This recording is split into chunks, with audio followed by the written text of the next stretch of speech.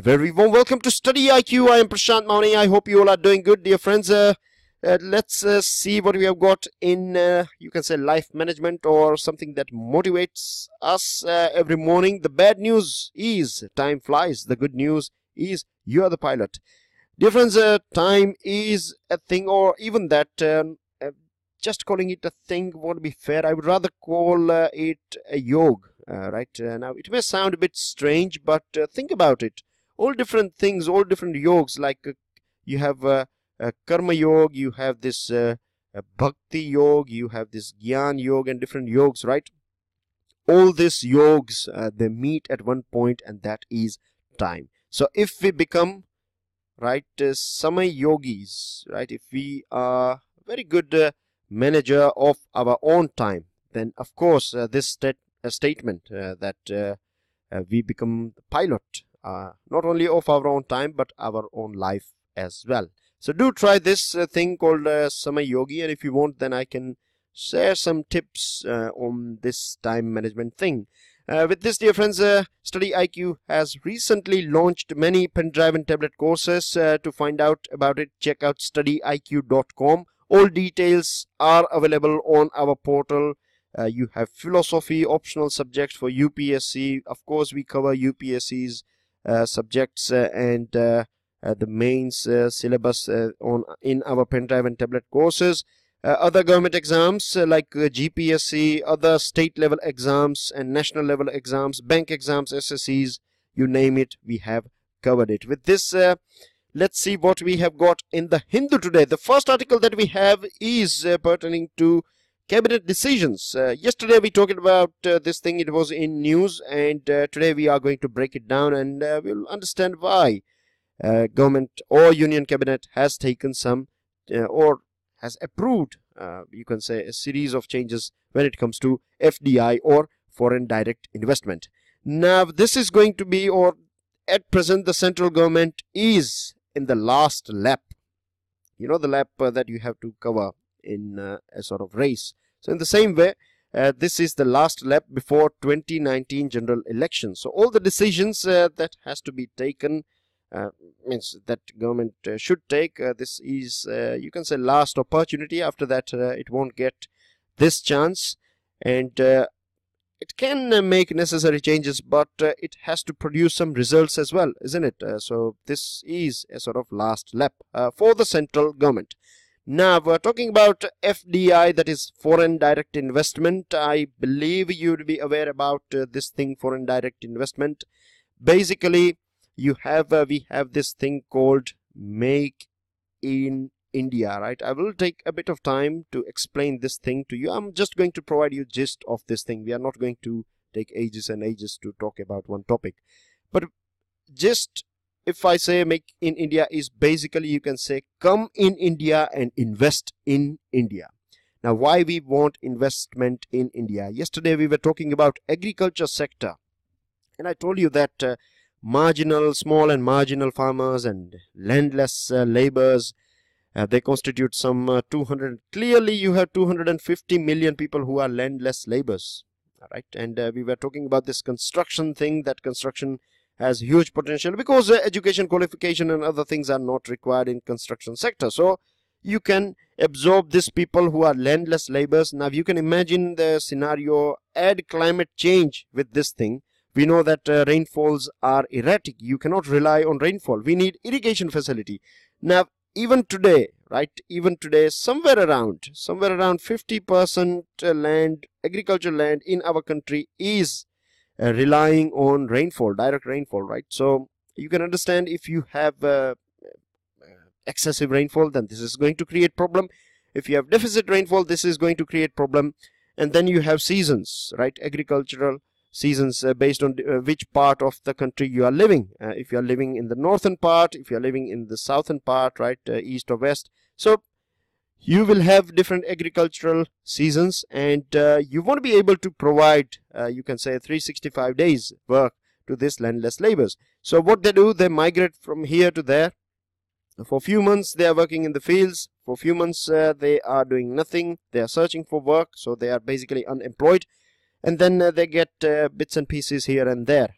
We have MG Naregas and other things, but this is something. MG Narega is of course good for construction and you can say countryside level or rural level construction and other necessities like ponds. Recently we created ponds, right, for water management. So these are good steps, but this is not something that will add, you can say, uplift them from poverty. For that we need construction jobs. We know the benefits of construction jobs. Apart from that, we need to create some factories as well, because remember, we have a good amount of resources in our country, right? And this resources, based on this resources, all the things that you can make, right? Different countries, if you observe, then one of the most important item is whether you are having resources. Now this could be your physical resources like metals and minerals and other things that you can produce, or if you have good agricultural land, then based on that you can produce different food items. But they can be produced from this primary sector or from very raw material. This raw material has to be converted, either semi-conversion takes place or final conversion. So you need factories, right? And for these factories you need people. You need high-skilled, low-skilled and semi-skilled people, or people to whom you can provide some skills. So these are the ways through which Make in India can help. And for that we need FDI, foreign direct investment, because at present, or you can say generally speaking, a country like India, which has to spend the money for the upliftment of poor, we have to spend money, we have to look after this huge population that is living below poverty. So we are always short of money. But it is basically that you have a rich friend of yours who is having, say for example, he or she is having extra money in their bank, and you are trying to open, say for example, for you want to open a small business. You don't have money, you have willpower, you have all the other necessity items that are required for your small firm, but if you are not having money, then the best thing is that you can ask your friend to invest, right, if that friend is having extra money. So in the same way, what we are doing is, there are countries who are having technology, there are countries and people who are having money with them, so we want them to invest here. So this is a bit of, you can say, long-term vision of our country. We have a very good, or you can say developed service sector, and naturally you will observe that all those countries having a sort of good amount of population, service sectors are naturally going to grow over there, because you will require transportation facilities and medical facilities and education and other things. So this is a bit of gap that we had. This is something pertaining to India, that from agriculture, or you can say primary sector, we have directly jumped to service sector. We have missed this manufacturing, and now we want to develop this thing. Now coming on to Union Cabinet's decision.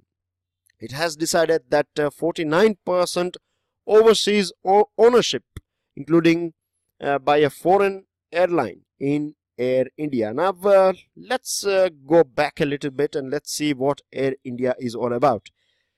I'm not sure whether you are aware about this thing, but for a very long period of time, Air India was infamous for its quality, right?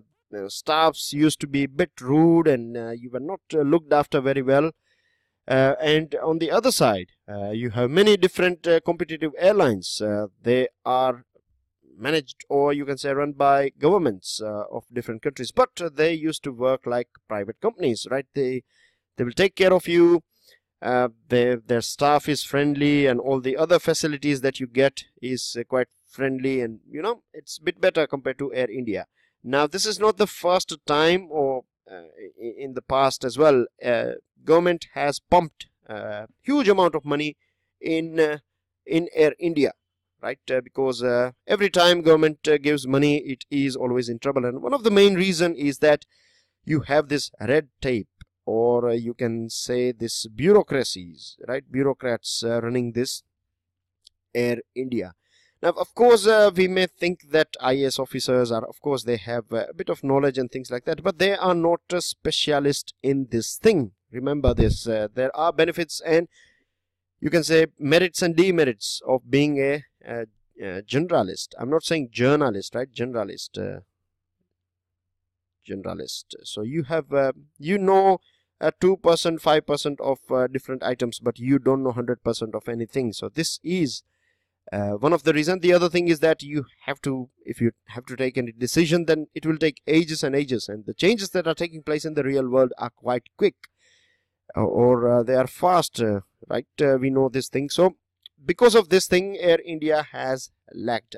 Apart from that, you have this corruption thingy, and you have this lack of ethics. Many a times free tickets, too much of free tickets and other things were provided, and because of these things, we have missed, or Air India has not been able to create or present itself as a sort of brand when it comes to international, or you can say global air market. Now CCEA, that is Cabinet Committee of Economic Affairs, some 6 months ago, or a bit more than that, it has decided to start a strategic disinvestment. That means gradually the government share will come down, and then private share, or the private companies can take over this Air India, and they can run it like any other private companies. This is a sort of long-term plan, but this is going to take place step by step, right? It cannot happen all of the sudden. And when you have this 49%, that means even today the 51% share is of the government, so the main, you can say, the owner is government, right? But when you increase the share of private investors, that means you are going to listen to them. They will have their own views and things like that. Of course, the final decision will be taken by the government, as you know, but gradually we may also see that this may be changed, and this sort of 49%, when you allow this thing, so the companies who are interested in investing in Air India, right, they will also come to know about how things are working in Air India, right? There are some benefits as well of Air India, like it has 40 wide-bodied aircrafts.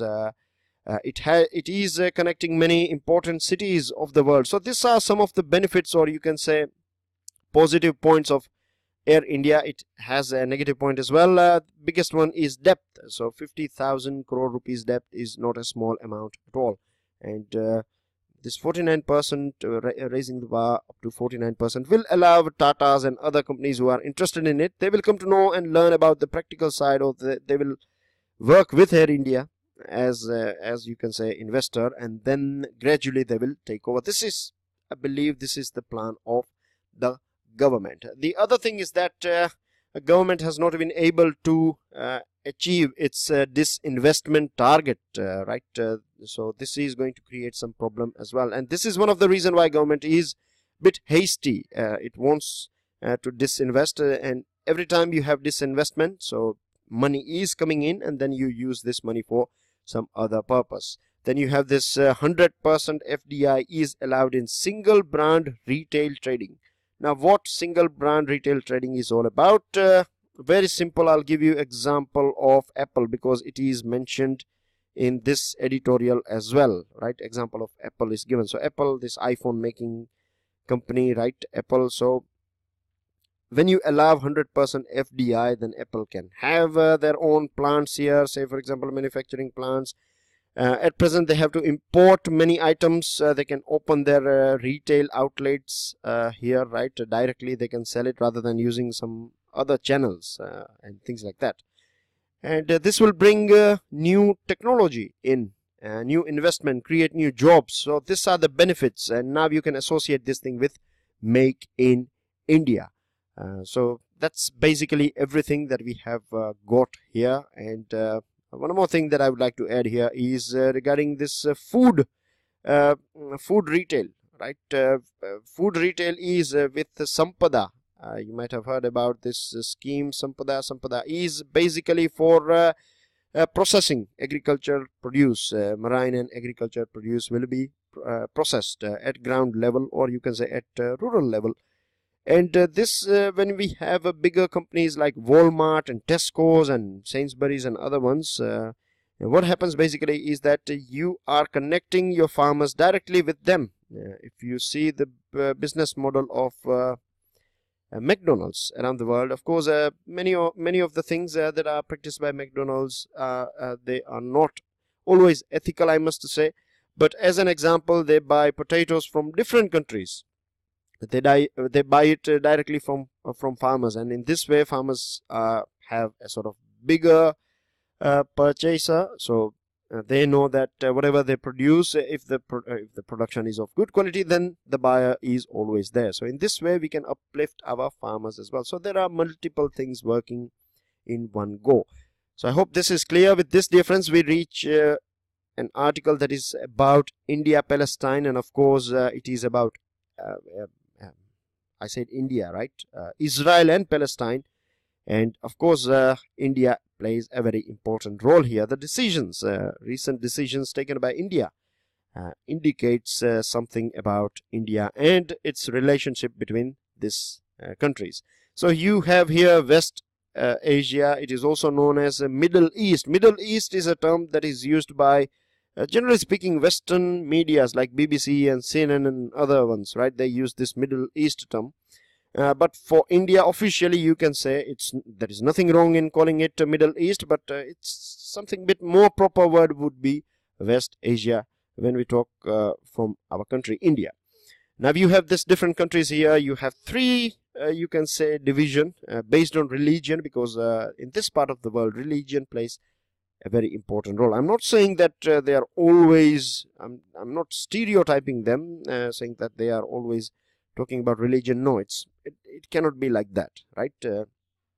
They have as colorful life as we have here, right? The culture of West Asia is quite rich as well.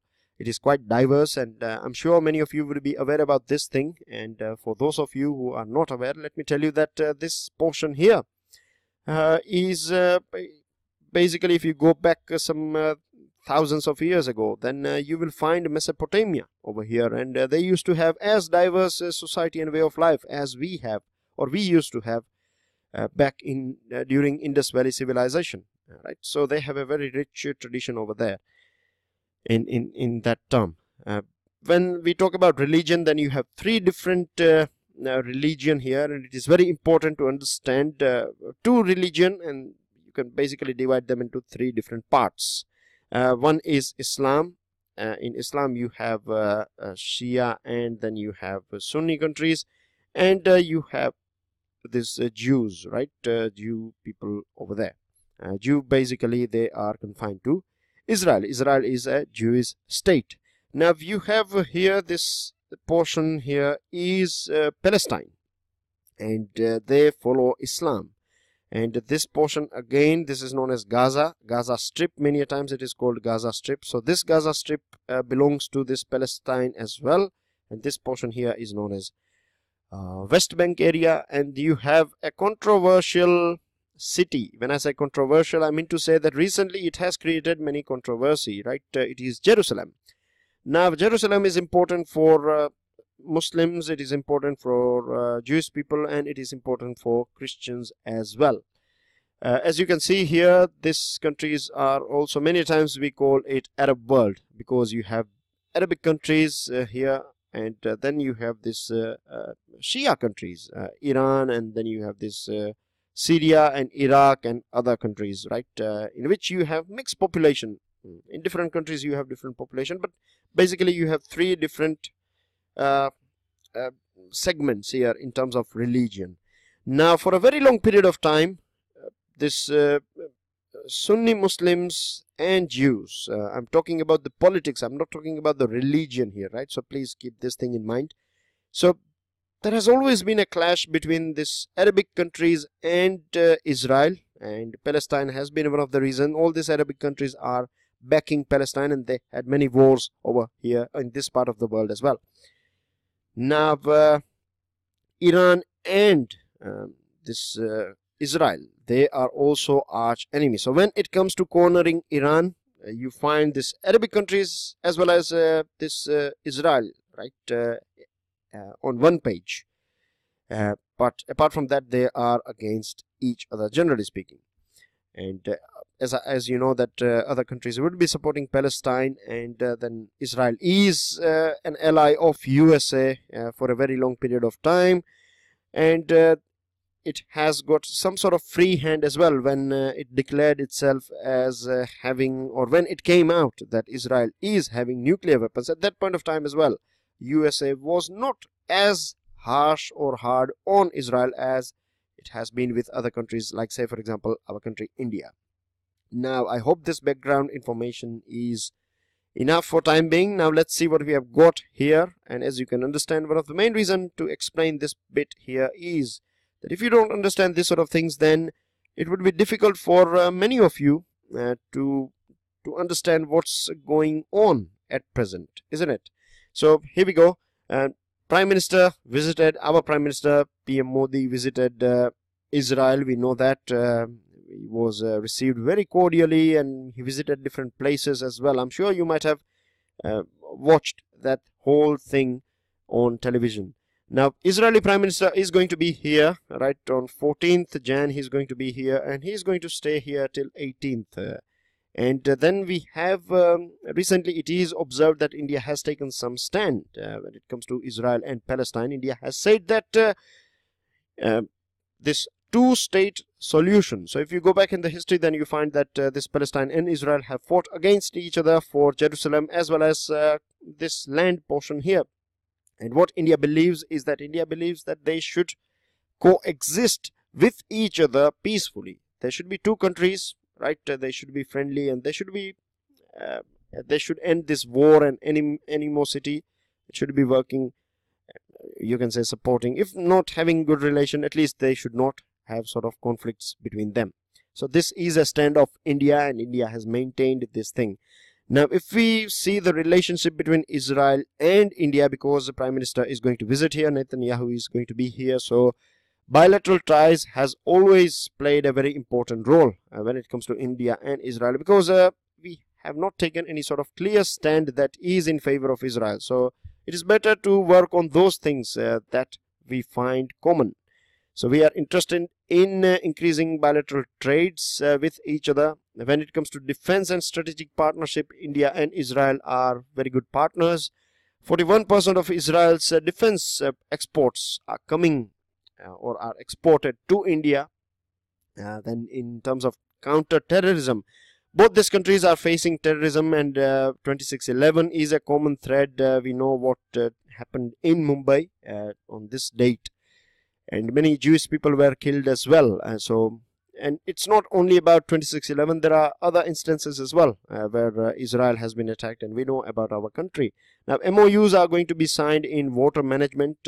Israel is a country that is one of the best country, I must say, that when it comes to water management, it is one of the best country in the world. When it comes to food production, again I must say that they don't have as quality land as India has, but they are one of the best. So we can learn many things from Israel, and I'm sure you know about this stand that India has taken when it comes to Jerusalem, declaring Jerusalem as its capital. India has clearly stated that they oppose this thing. India said that it should be decided between these two countries, Palestine and Israel, rather than United Nations or any other country taking or interfering in this thing. So this moves taken by, or this stand taken by India. At the same time, we are having good relationship with both the countries. At the same time, we are presenting our own view, or you can say taking a stand, a thing that we have always said, we have stood for it. So this indicates that India's leadership role, or you can say we are basically getting stronger and stronger, to make it more simple.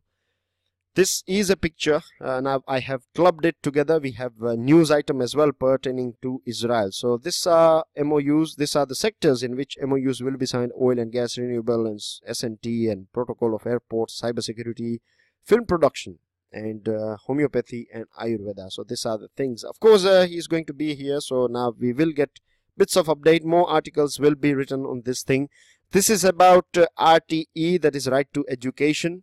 Now I'm sure you are aware about this basic items. If you are not, then let me quickly highlight it. 86th Amendment of the Constitution, we inserted Article 21A. which talks about this free and compulsory education of children in the age group of 6 to 14. Many a times you find this sort of questions as well. Very basic. It may sound very simple, right? But don't take it lightly. You should be aware about this sort of details. So please keep this thing in mind. Now, the thing is, this article is talking about 3 clauses that are there in this Right to Education Act, which are generally speaking not paid that much attention, or they have gone unnoticed. But if we focus on these 3 things, then we can change the face of education in our country. Now, the first one is about this the responsibility, right? It is the responsibility of state government. Education, just like police and land, it falls within a state's list. So it is the responsibility of the state governments and the panchayats, as per this RTE, to ensure that children are retained. They are, first of all, you can say, admitted to school system, and after that, retaining them is also the responsibility of state governments and panchayats. For that, bureaucracy has to change the way it is working, because at present as well we see children on the streets, in the fields and in homes. So this is not something that RTE is for, right? We need bureaucracy it has to change.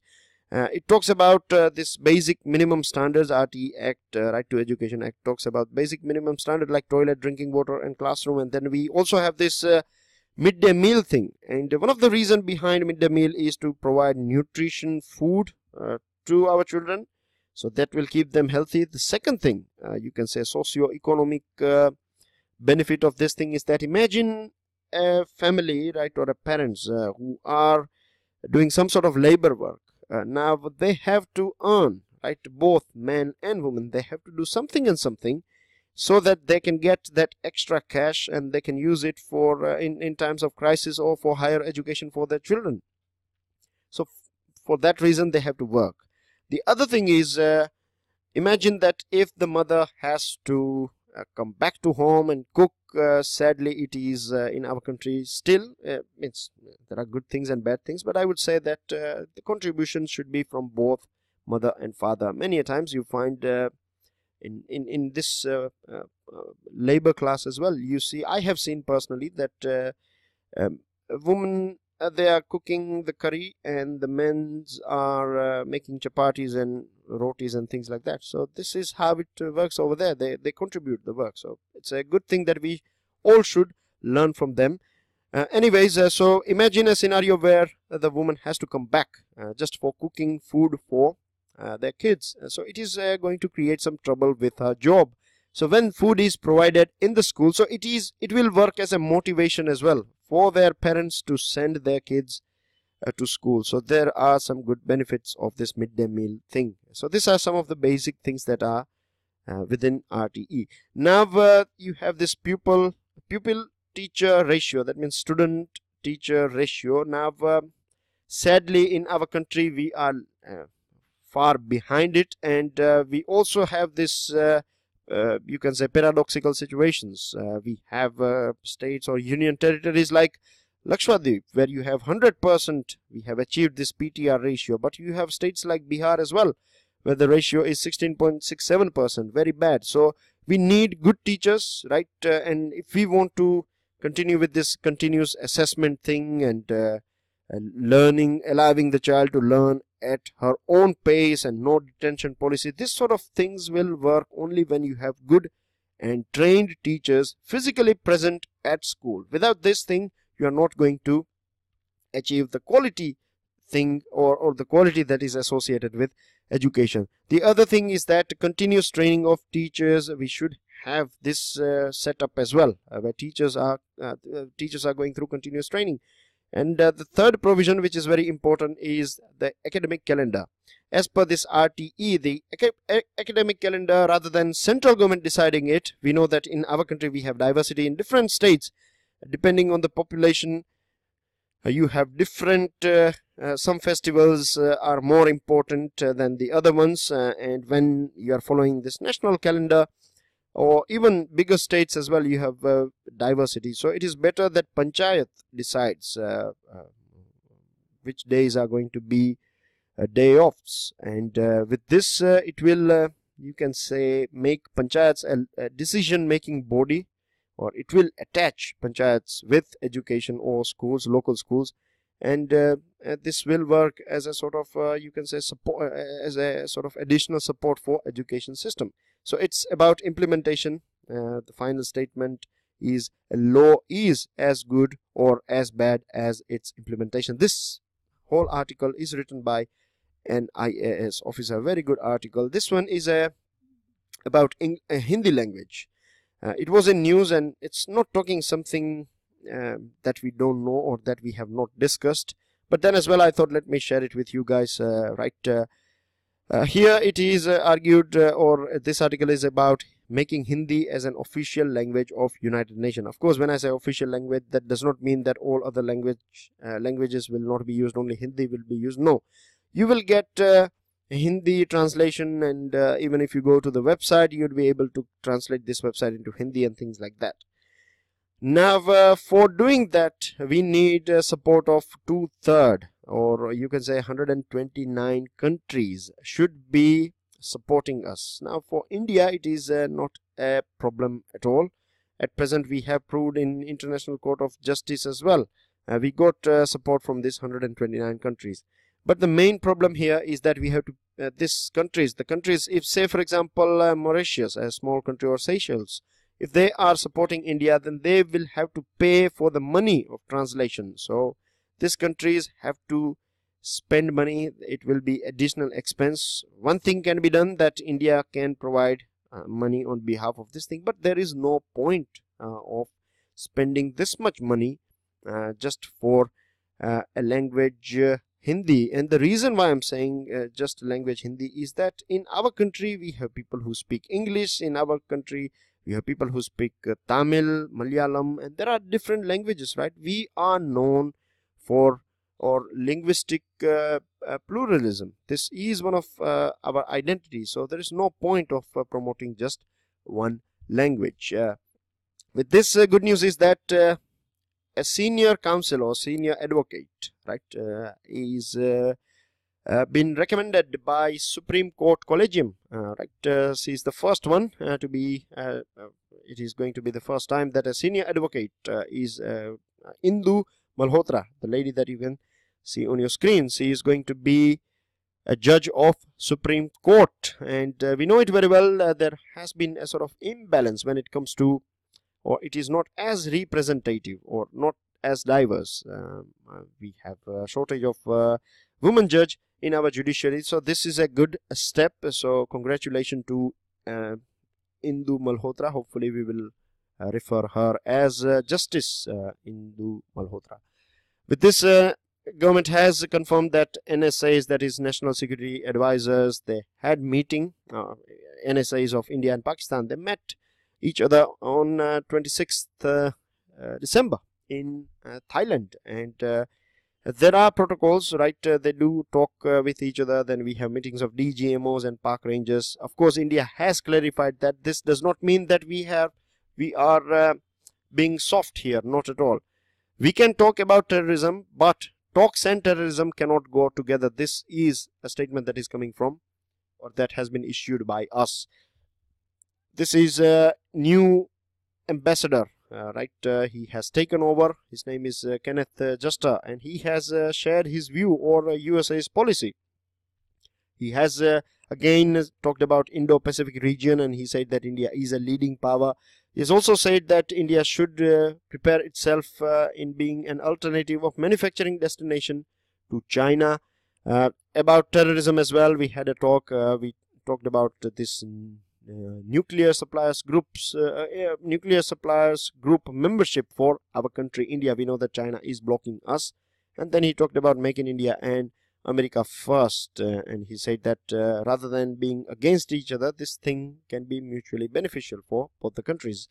Supreme Court asks for panel on Mullaperiyar Dam. This is a dam on the river Periyar. It is in Kerala. This dam is located in Kerala, and the ownership lies with Tamil Nadu. Now, this is Mullaperiyar Dam is not the first time that you see on your newspaper. right? But rather than talking about this thing, I would like to throw a question or food for thought that within our country as well, within our country, within you can say between two states or multiple states, we are seeing that there is a sort of water war going on. We need to learn, when I said that, many things from Israel, right? Water management is a thing that we need to learn, because too much of water is used, and then you have these fights going on, and then people start hating each other and things like that. Very important lines, right? Very, very important lines that you can think of. Said by President, it is about India's Act East policy, basically 25th anniversary of ASEAN and India. ASEAN-India Dialogue Partnership has coincided with this 4th international conference. It is about a Buddhist conference taking place in Rajgir, Bihar. When you will go through Indus Valley civilization, and after that when you will reach this Asoka's and Mauryan age, at that point of time you will come across this Buddhism. Even in medieval era as well, there are some bits and pieces regarding Buddhism and things like that. So Buddhism is a very important, you can say, if you allow me, I may say that this has worked as a brand for India, right? I have all the respect for Buddhist religion, but when I am saying brand, I'm not talking in the terms of economy, right? It represents India in this portion here. ASEAN country, in Japan, in China. If you remember that Mongolia said that you are our guru. Even Dalai Lama has said many a times that India is our spiritual guru in this term, because Buddha was from India. So this is a thing that has connected India and particularly Eastern Asia for a very long period of time. And here President has used this word and this line here, that Buddhism was the basis for an early form of globalization and of interconnectedness in our continent.